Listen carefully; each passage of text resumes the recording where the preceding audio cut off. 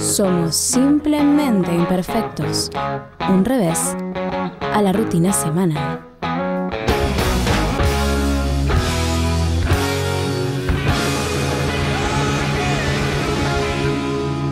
Vamos a hablar con Gonzalo Vilariño. Lo pueden recordar como técnico de los Murciélagos, campeón del mundo con la selección argentina para ciegos, ¿no? Jugando al fútbol.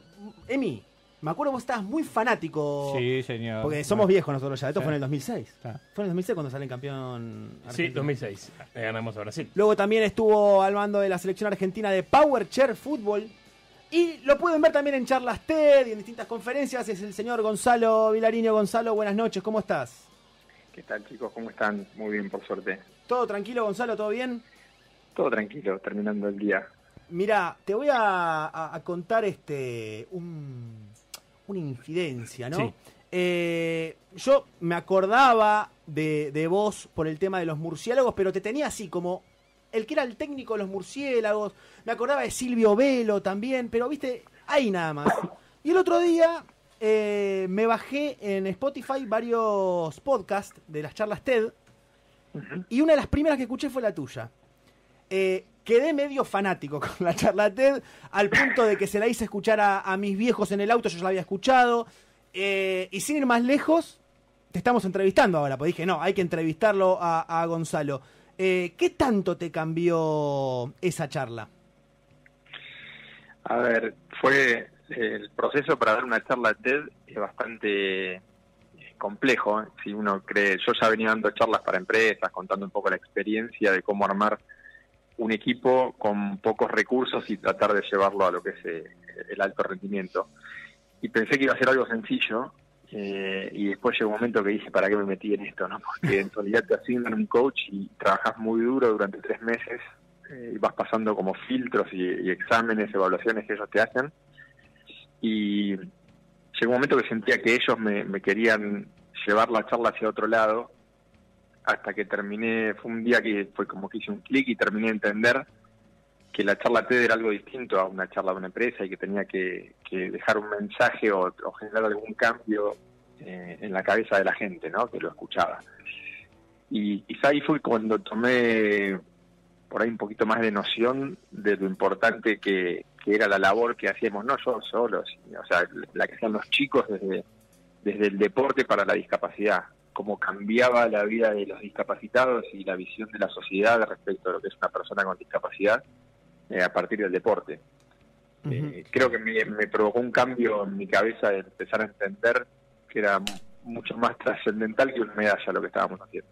Ahora vamos a volver, porque se me desprenden varias preguntas de lo que comentabas recién, de que daba la impresión como que iba para otro lado de la charla, pero recién dijiste, me metí en la charla TED y después dije, uy, ¿en qué me metí? Bueno, no sé, Gonzalo, si te lo dijeron alguna vez, pero solés agarrar proyectos complicados. No le gusta la cosa fácil. Daría la impresión de que agarrás proyectos complicados. Sí, a ver, yo siempre tuve la posición de que cuando algo se presenta en el camino, por más difícil que parezca, enfrentarlo y tratar de soportar la incomodidad inicial. Con el tema de los ciegos fue muy fuerte, pues yo estaba acostumbrado a trabajar con atletas convencionales, con la selección argentina de remo, en un contexto totalmente distinto, con apoyo de parte del gobierno, un entorno internacional. Era también la selección un entorno internacional muy diferente al que tenía el fútbol de ciegos. Y también me hice esa pregunta muchas veces cuando arranqué, ¿qué hago acá? Nada, ni pelotas, o sea, era algo muy, muy básico y elemental. Y el soportar esa incomodidad me permitió después vivir la experiencia más linda que tuve en la vida del deporte. ¿Cómo llega la convocatoria para dirigir a los murciélagos o para empezar a trabajar con el fútbol para ciegos? Y en realidad yo empiezo a trabajar en un instituto de ciegos, cerquita de mi casa, en Bécar, y me entero que juegan al fútbol y que ya había un equipo que competía. Y bueno, me sumé al profe que estaba trabajando en ese momento, que era Enrique Nardone, y lo acompañé en el primer paso mío por la selección y después terminé siendo en un periodo técnico yo también, pero fue casual, fue porque de profe conseguí laburo ahí nada más. Claro. Y uno se imagina que las instrucciones, yo no me imagino cómo son las instrucciones que les das porque yo imagino, a ver, miralo, está abierto. Bueno, yo le quería preguntar a Gonzalo eso, es que raro, el tema de en la charla TED, él tira algunos chistes o cosas graciosas que pasan con ellos, pero justamente queríamos consultarte eso, ¿cómo es el tema porque uno cuando habla le pasa el decir, no, hay que mirar, hay que ver, ¿cómo manejabas esa línea delgada que entre el humor y lo que puede llegar a ser hiriente? Es que no es hiriente, siempre que sea con naturaleza, con naturalidad, perdón, y de buena leche, ellos prefieren que sea así. Ellos mismos se van y te dicen nos vemos, o hacen chistes y te dicen, che, te prestaste plata, y te dicen cuando nos vemos te la devuelvo, y están en la carcajada. O sea, todo el tiempo están ellos tirando chistes en base a esto y se lo toman de esa manera. Tratan ellos mismos de romper el hielo cuando notan que la otra persona está un poco tensa, no sabe de qué manera. A ver, yo siempre cuento, en las charlas que doy, cuento que uno de los chicos fue una vez a un programa cómico que tenía Jorge Ginsburg, no sé si lo recuerdan. Jorge, un cómico increíble, claro. Bueno, Mañanas informales, que disfrutamos los más viejitos, ¿no? Y Diego estaba en el programa de él invitado, uno de los chicos ciegos, Diego Serega, y justamente en el corte, antes de salir al aire, se acerca a Jorge y le dice, mira, yo soy Jorge, me presento, ¿cómo te sentís más cómodo? Le dice, ¿te digo ciego o te digo no vidente? Y Diego lo toca a Jorge y le dice, no sé, ¿a vos cómo te digo? ¿Petizo o no alto? Le dice. Entonces, nada, se rieron los dos y ahí se entendió todo. Jorge salió al aire y le decía, che, sí, que es ser ciego, y ya se elimina cualquier prejuicio, ¿no? Cuando te muestran esa naturalidad. Gonzalo Vilariño nos está contando esto, ex director técnico de los Murciélagos, también estuvo con la selección argentina de Power Chair Fútbol. ¿Cómo fue que te decidiste, te metiste en lo que son primero las charlas empresariales? ¿Alguien te abrió ese mundo o vos lo viste y dijiste, bueno, puedo contar mi experiencia acá? No, es algo que ahora está muy de moda, hay mucha gente que lo hace. En realidad, a mí, todavía siendo técnico de los chicos ciegos, me convocaron de una empresa para hacer una charla. Yo no tenía nada preparado y bueno, fue una charla un poco más que nada como si fuese una entrevista o contar un poco nuestra experiencia dirigiendo un equipo de estas características, y me llamó la atención que me sentí muy cómodo y que de la misma empresa pidieron que hagamos 3 charlas más para otros sectores de la misma empresa, y la verdad que me gustó mucho.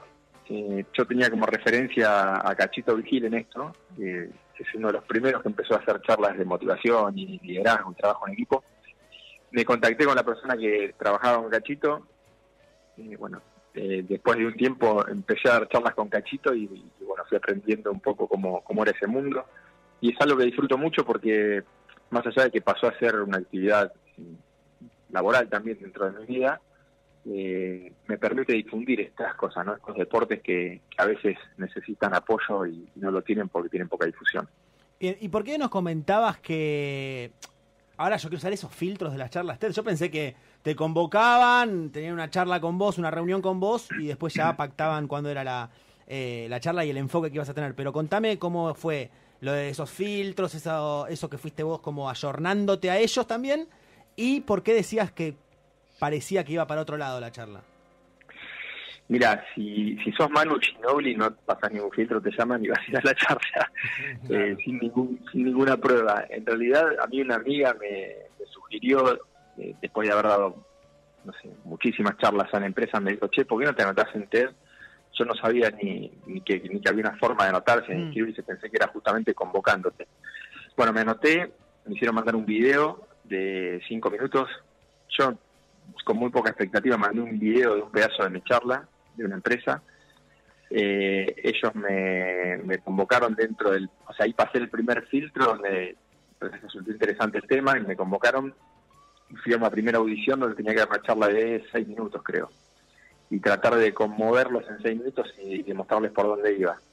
Fue muy loco porque había gente que hablaba de las sombras, había uno que hablaba de las sombras, otro que criaba nutrias en el sur, o sea, de los temas más diversos que te puedas imaginar.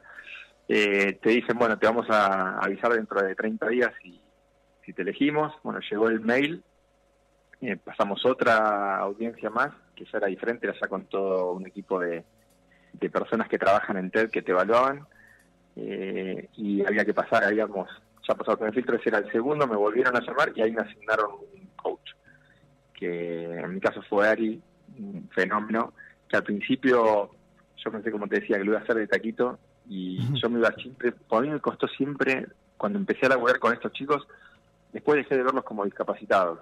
O sea, eran tan buenos en lo que hacían, que la exigencia es la misma que otro deportista. Entonces, para mí, yo quería hablar de deporte, de logros, de rendimiento deportivo, y ellos me decían, lo tuyo pega porque es para otro lado. La sociedad tiene que entender que con los discapacitados hay que enfocarse en las posibilidades que tienen y no en lo que no pueden hacer. Y tenían razón, o sea, yo no lo veía porque para mí era quitarles mérito el hecho de hablar de la discapacidad y no de la parte deportiva.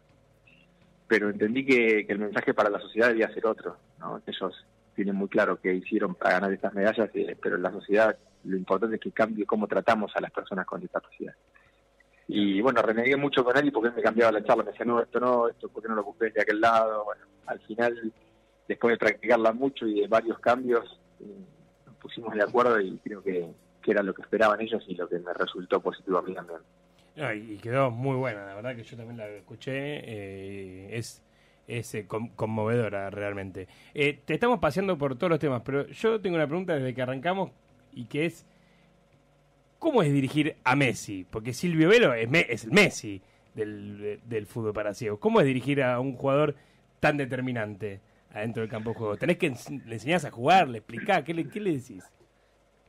No, a ver, acá en el fútbol de ciegos, a diferencia del fútbol convencional, más allá del talento que puede tener el jugador en sí, es muy importante el rol de las personas que juegan con él desde afuera, sea el arquero, el técnico que está en mitad de cancha o el guía que está detrás del arco rival, ¿no? Que es parte del cuerpo técnico.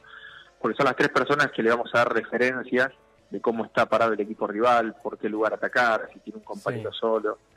Entonces, no le podés enseñar cómo meter a un jugador porque eso es talento puro. El Chueco, cuando hacía un caño, por él le decían, porque aparte no es que le salía un caño, tiraba un caño. Claro. Entonces los periodistas le preguntaban, chic, pero vos si nunca viste tirar un caño, porque quedó ciego desde muy chiquito, ¿cómo haces para tirar un caño? Y él era categórico, le decía, el fútbol no sabía se siente. Claro. O sea, el talento está en él, y nosotros tratábamos de sacar lo mejor de él para que lo pueda aplicar en el momento y en el espacio que tenía que hacerlo. Pero era muy bueno tenerlo porque aparte de ser un excelente jugador, era un ejemplo como deportista también. Era el primero en llegar a entrenar, el que más se esforzaba. Nunca se le subió el ego arriba como para tener un trato diferenciado del resto de sus compañeros. Claro, y porque la pregunta quizás va a ser medio sonsa para vos, pero yo la verdad que no lo entiendo. Hace un rato estábamos viendo el gol que Silvio le hace a Brasil en la final, golazo, que deja dos en el camino, dos goles en el camino y define despacito cruzado, no sé si por arriba arquero, sí, me parece. Sí, no es tan despacito, con un puntinazo. Con un puntinazo, ¿no? Bueno, cuando él va encarando, o sea, ustedes ahí le están diciendo te va a marcar uno o él los siente, digamos. ¿Cómo es las ayudas que usted le dan de afuera? No, por ejemplo, en esas jugadas cuando él está por recibir la pelota, por ahí le gritás, tenés dos parados en la misma línea o dos escalonados. Entonces él ya en su cabeza tiene la imagen de cómo están parados los dos defensores que le quedan. Pero después está la decisión de él siempre, obviamente el que juega es él. Nosotros le damos referencias nada más. De hecho, en ese gol terminó el partido, fue el gol que nos dio el triunfo en la final, y vino y se reía, me abrazaba y se reía y me dice todo lo contrario de lo que vos me pediste, porque yo siempre le decía que él para patear, porque él encaró desde la izquierda y le queda para el borde externo del pie. Entonces yo siempre le decía que se acomode, que se perfile bien para pegarle fuerte a la pelota, y él no esperó eso y intuyó que el arquero ya estaba tirado y la cuchareó por arriba del arquero con el borde externo, algo rarísimo. Sí. No, no es lo que los libros dicen, no es lo mejor que podía haber hecho, sin embargo él lo hizo, lo resolvió así, fue un golazo. No, tremendo. Entonces, siempre está en él la decisión, uno trata... yo siempre intenté porque también tenés técnicos que les van diciendo puntualmente, seguí, pasala, o sea, tipo joystick de PlayStation, a mí me parece horrible porque le quitas toda la creatividad y el talento al jugador si lo dijiste así. Hola Gonzalo, te saluda Emiliano. Yo te quería preguntar, porque sos una persona que está muy ligada al deporte amateur acá en Argentina. ¿Emi? ¿Vos? No, él él es una persona que está muy ligada al deporte amateur. Pero quedó como que le dijiste, yo soy una persona muy ligada. Digo, Emi, ¿desde cuándo? Con esa panza, Emi. Claro. Sí, perdón, Emi. No, y yo le quería preguntar porque este año se armó como hay diferentes opiniones sobre pasar el deporte amateur, digamos, pasó a agencia, de deporte, Claro, el y ministerio. querían cerrar el CENAR también. Si vos tenés una opinión formada, ¿y cómo ves el deporte amateur argentino a nivel nacional? No, yo creo que tratando de no ser partidario de ninguna línea política, yo creo que lo que se hizo en los últimos tiempos, previo a este gobierno, fue muy bueno porque se notó un cambio en el deporte, ¿no? En el apoyo a los deportistas. Y bueno, el Estado ahora en la situación en que estamos está restringiendo no solo en el deporte, sino en un montón de aspectos el apoyo. Entonces eso en el deporte se ve reflejado y se va a ver reflejado, creo, en los resultados. A mí particularmente no me parece mal que esté el predio de Soldati, el predio nuevo, pues un espacio nuevo y muy amplio y moderno para que los deportistas puedan entrenar, pero me parece que tendría que sumarse al que ya tenemos en el CENAR. Bueno, está todo este tema inmobiliario por detrás que a lo mejor sirve para algunas personas, pero no exactamente para el deporte. Entonces me parece que las instalaciones que ya tenemos que cuidarlas, mejorarlas un poquito y no destruirlas, ¿no? Claro, creo que había sido Milinkovic que dijo, ¿por qué cerrar una escuela para abrir otra cuando se pueden abrir dos? Había dicho algo así, Milinkovic. Va por esa línea. Línea. Sí, yo por ahí el trastorno de que queda más lejos, que los deportistas tienen que viajar, bueno, eso se resuelve, sí, pero me parece que estamos destruyendo un lugar que fue emblemático y que tiene implementos deportivos que todavía pueden ser utilizados y mejorados. Entonces, no nos sobran como para destruirlo. Está claro, Gonzalo. La última te voy a hacer, senos honesto. Acá en la mesa somos 4 hombres. Marisa, ¿te animás a jugar al fútbol? Sí, te animás. Sí, claro, por Bien, supuesto. acá somos futboleros, jugamos al fútbol de manera asidua, hincha de Racing, Independiente, River. Boca. Vamos, bueno, sí, Boca, vamos a la cancha, jugamos torneos de fútbol, etcétera. Si nosotros nos ponemos venda, la verdad, ¿cuánto decís que salimos contra los murciélagos? Nosotros. Nos rompen. No, creo.